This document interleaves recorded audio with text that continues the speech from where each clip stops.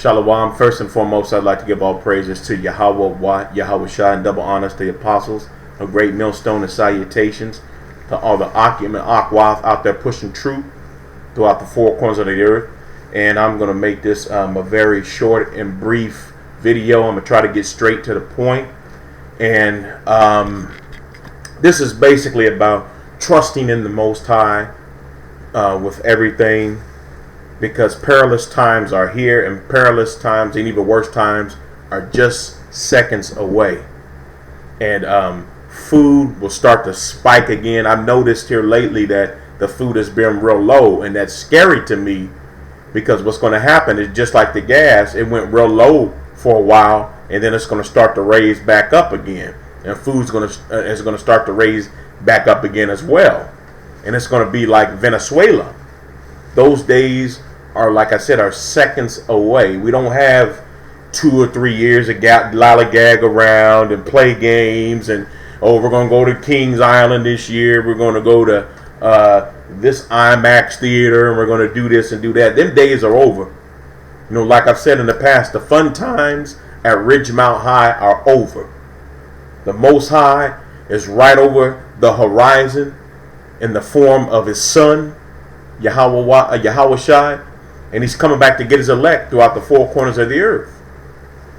And praise be to the Most High, I'll be one of those people. But I just want to, to let you know there's nothing wrong with being a prepper or preparing, to maybe give yourself a little bit of leeway. But know this, you're going to have to trust in the Most High even more, because if everybody is around you that's not paying attention, and they're not doing what you're doing and not knowing the signs and the times that we're in, which most of our people, the so-called people of our tribes and these other nations here in America, they're not paying attention. They think things are going to go on the way they always have been, and they're getting ready to get hit with a curveball. And I'm talking about a curveball dipped in petroleum jelly. It's going to slide right by them. It's going to hit them, and it's going to be boom, just like a light switch. It's going to be on. So they're not paying attention. And the thing that you need to be concerned with is, if you're over there frying food and got your house smelling good, and everybody around your neighborhood starts to smell that food, well, guess who they're coming to? They're coming to your house. So you only have so many bullets.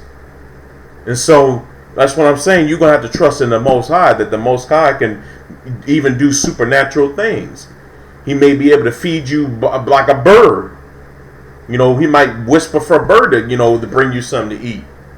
Or he might put it in your spirit, man, to, to eat some type of bugs while you're out in the forest. I mean, the Most High can do all things. However he supplies your needs, it shall be done. But what I'm saying is, don't get so caught up and put your trust in just being a prepper. Because like I said, when everybody finds out in the neighborhood or neighborhoods that you're the only one with food, you're going to get bum rushed. So you can't put your trust in your own strength to get you through these perilous times. But like I said, I'm not knocking prepping.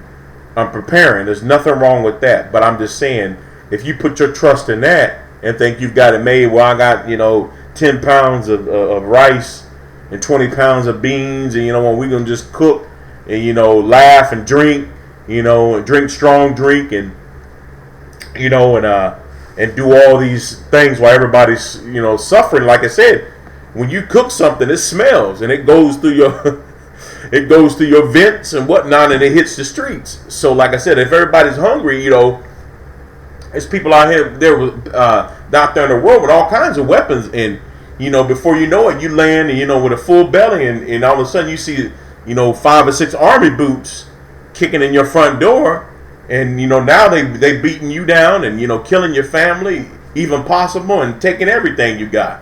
So you got to remember that as well. Keep your trust in the Most High. And I'm going to read a scripture, and then I'm going to close out, and I'll be done with it. But it says in 2nd Ezra chapter 15, starting at verse 17, Woe is me, who would deliver me in those days? The beginning of sorrows and great mournings, the beginnings of famine and great death, the beginning of wars, and the power shall stand in fear, the beginning of evils, What shall I do when these evils shall come? See, what you're going to do. I mean, yeah, you may have overabundance of beans and rice, and that's a good thing. But who you going to really trust when death is knocking at your door and death has an appetite? Now, I'm going to go to verse 19. Behold, famine and plague, tribulation, anguish are sent as scourges for amendment. But for all these things they shall not turn from their wickedness, nor be always mindful of the scourges. So what this is saying is, even though our people are going through hell, physically and mentally, they're still hard-headed. They're still marching in the gay parades. They're still gang banging and shooting up the neighborhoods. The so-called Negro and Latino women are still going to the abortion clinics, even with all the signs of the end all around them. All the horrors that are happening, all the blatant police shootings and racism that's being put right before their eyes, are still doing wickedness. And going at verse 21, behold, victuals shall be so good and cheap upon the earth that they shall think themselves to be in good case, and even then shall evils grow upon earth, sword, famine, great confusion. That's exactly what's going on right now. Food has dropped real low once again. It dropped about 4 or 5 months ago and then started to go up a little bit, then it dropped. So they're playing mind games with you. They're making you seem as if everything is okay, but it's really not. Verse 22, for many of them that dwell upon the earth shall perish of famine. Then it's going to hit them. Then a stock market's going to crash, or another false flag event is going to happen, and to bring in martial law, and then they're going to be cut off. Or it's going to be, the food's going to go up also so high that nobody's going to be able to afford it, just like you see in Venezuela. Verse 23, and the dead shall be cast out as dung, and there shall be no man to comfort them. For the earth shall be wasted, and the city shall be cast down. And also that goes into, people dying of starvation. And there's going to be no comfort. The word is going to be dried up. The prophet's not going to be in the street no more. The prophets are not going to be, doing videos anymore. You're not going to be able to get the truth. You're not going to be able to know the name of Yahweh and YAHWAHWASHI. You're not going to know the true Paleo Hebrew names of the Father and the Son. That's going to be cut off. It won't be no more cackling and giggling and break dancing and pop locking and all that stuff. Ain't going to be no more of that. The games are going to be over. You're going to be hungry and asked out. Verse 24, there shall be no man left to till the earth and sow it. The trees shall give fruit, and who shall gather them? The grapes shall ripen, and who shall tread them? For all places shall be desolate of men, so that one man shall desire to see another, and to hear his voice. For of the city there shall be 10 left, and 2 of the field, which shall hide themselves in the thick grove and in the clefts of the rocks, as in an orchard of olives. Upon every tree there are left 3 or 4 olives. Or as when a vineyard is gathered, there are left clusters of them that diligently seek through the vineyard. Even so in those days there shall be 3 or 4 left by them that scorch their houses with the sword. And the earth shall be laid waste, and the fields thereof shall wax cold, and her ways and her paths shall grow full of thorns, because no man shall travel thereof. The virgins shall mourn, having bridegroom, no bridegroom. Women shall mourn, having no husbands. Their daughters shall mourn, having no helpers.